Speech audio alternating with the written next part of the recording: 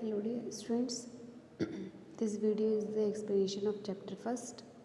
So by this video you can understand all the terms which is already explained in offline classes and also in smart classes. So the chapter is matter in our surrounding and the first topic is matter. What is matter? Anything that occupies space and having mass offers resistance to any stress applied on it. That is anything, कुछ भी that occupies space, जिसका कुछ भी space हो, जो space cover करे और उसका पर्टिकुलर कुछ मास हो, उसको क्या कहेंगे हम? मैटर. तो जैसे ये पेपर, ये भी क्या है? मैटर, क्योंकि ये कुछ स्पेस कवर करेगा और इसका कुछ वेट है. इवन पेपर तो बहुत लाइट वेट हो गया.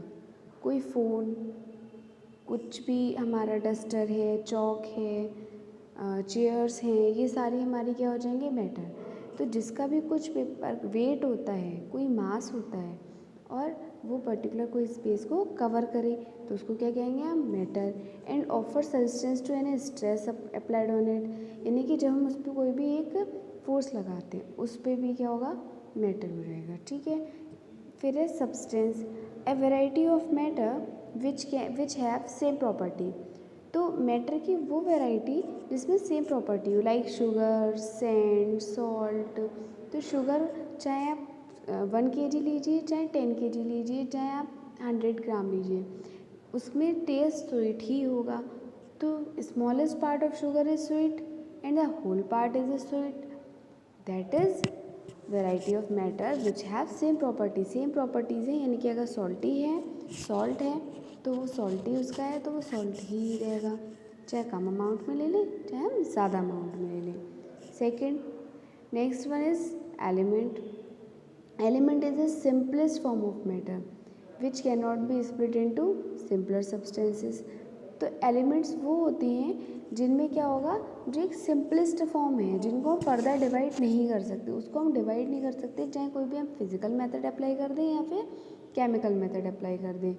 तो an element is the simplest form of matter which can not be split into the simpler substances.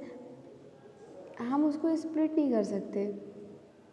C, which can not be split, हम उसको स्प्लिट नहीं कर सकते, जितना पार्ट है वो उतना ही रहेगा. There are 115 elements known to us. Means अभी तक कितने एलिमेंट्स आए हुए हैं? 115. Out of which 92 are natural occurring and rest are the artificially. तो जो 115 हैं उसमें 92 जो हैं वो नेचुरली हमें मिले हुए एलिमेंट्स एंड अदर जो हैं वो आर्टिफिशली मीन्स होता है दैट इज़ मैन मेड, जो मैन मेड होते हैं. And the next heading is compound. A compound is a pure substance made up of 2 or more elements combine in a definite proportion.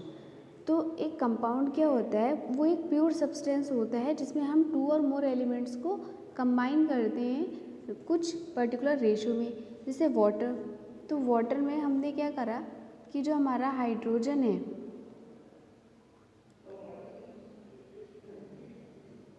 वो हमारा 2 ratio में है और ऑक्सीजन 1 रेशो में है.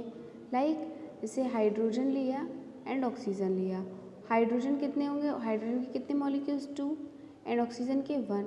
तो रेशो हो गया एक डेफिनेट रेशो कि 2:1 का रेशो. तो that is definite proportion, definite ratio by mass. If we take in a mass form, तो मास फॉर्म हमारी क्या होती है?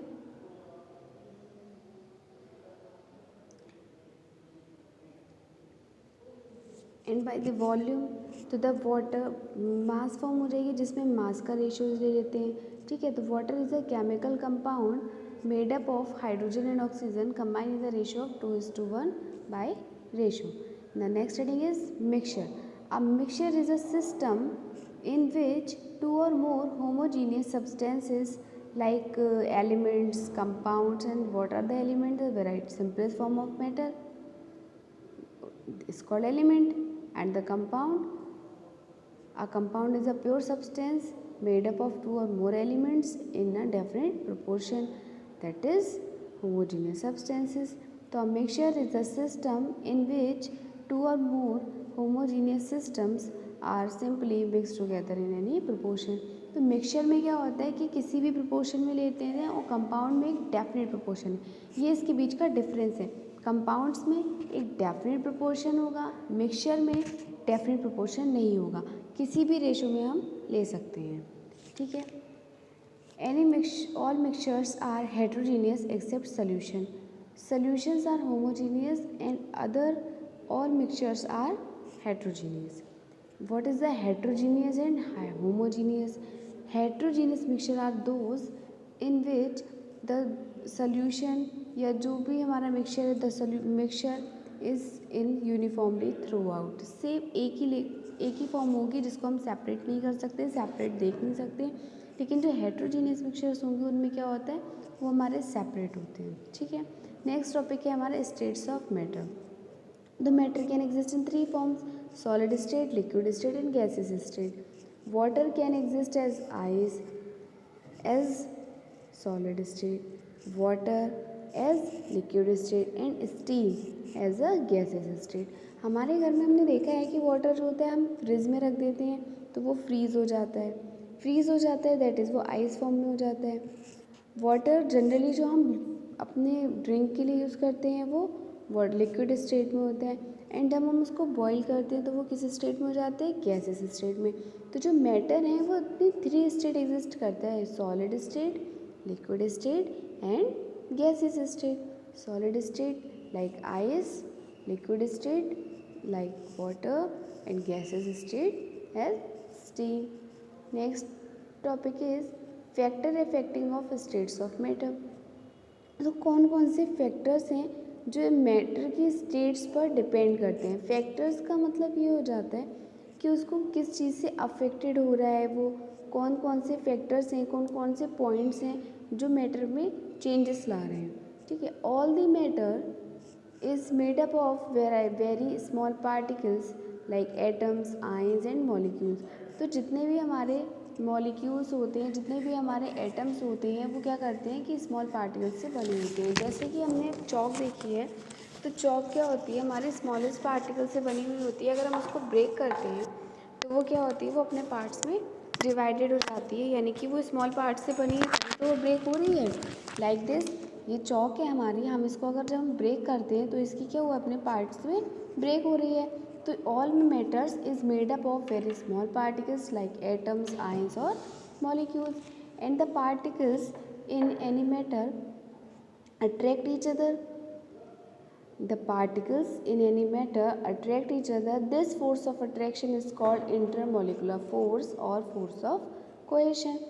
That is, कोई भी मैटर है, चॉक भी है, तो इसमें जो पार्टिकल्स हैं, जो भी ये पार्टिकल्स ऐड हैं इसमें, वो क्या है, एक दूसरे से अटैच हैं। तो जो अटैचमेंट है, वो जो अट्रैक्शन है, उसको क्या कहते हैं हम, इंटरमोलिकुलर फोर्सेस। इंटर मीन्स जो उसकी जो अंदर के मॉलिक्यूल्स हैं उनकी बात की जा रही है, ठीक है। तो इंटरमोलिकुलर फोर्सेस या फोर्स ऑफ कोहेशन के द्वारा क्या होते हैं, ये अट्रैक्ट होते हैं।